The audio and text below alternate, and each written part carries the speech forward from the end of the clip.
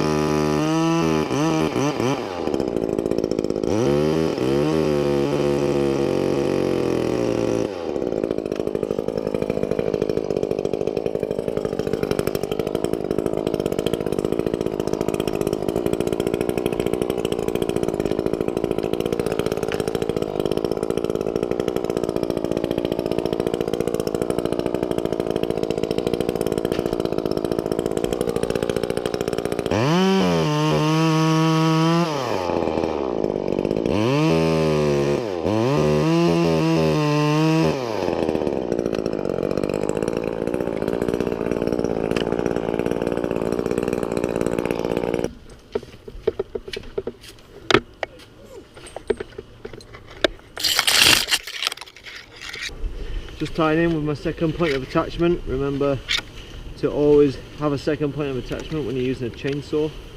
Very important. I know a lot of people think it wastes time, but very, very important. There's so many accidents that happen because you don't have that second connection point. Just as I'm working up, I just thought of something that I could share with you. It's quite a simple thing. So if you're working SRT and you're using a basal anchor, so that's what I'm doing. I'm actually on my access line that I don't usually like to work from because it's so static, but because it's a Douglas fir tree, I'm literally going up and then going to come down. So I'm going up one side, and I may as well prune on the way up.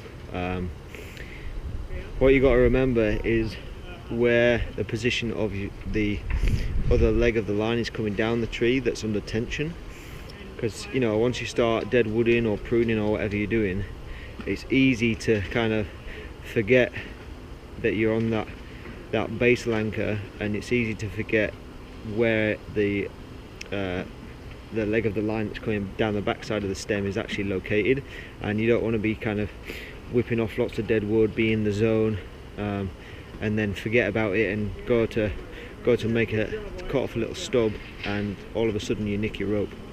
That's another reason why tying in twice is paramount, because little things like that, if you were to do it which hopefully you never will, but if you were to do it, at least you got your second point of attachment that is going to save your life if that were ever to happen. So just a little tip there. As I was working up, I was kind of thinking about it, and I thought I should share that with you.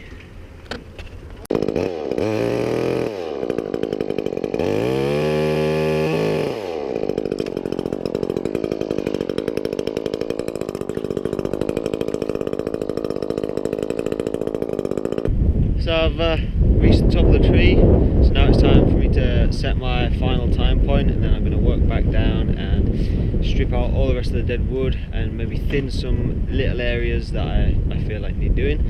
I just thought I'd share this point to show you the scenery. This is not a bad view at all for today. Look at that.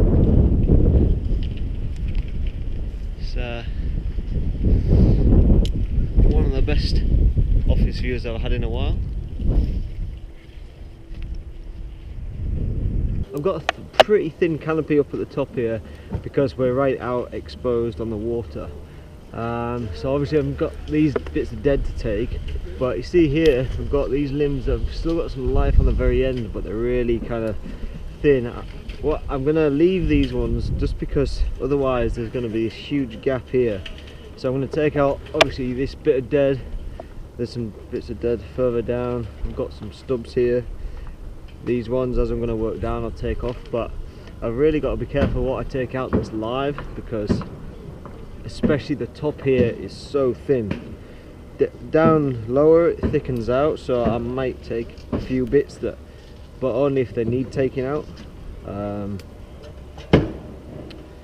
Maybe a little bit in this area, but only if it's kind of weak unions, weak branches. There's no point in taking branches out for the sake of it.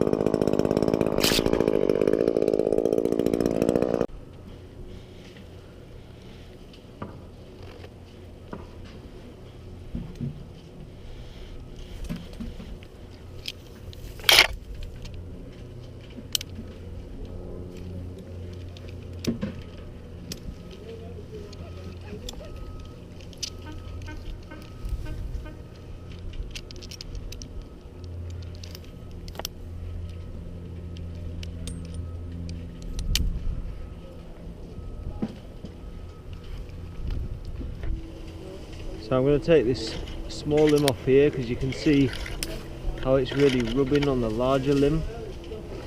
So I'm just going to take that small limb right off, just because otherwise if I leave them both on, then they're both going to probably end up becoming weak and snapping at some point.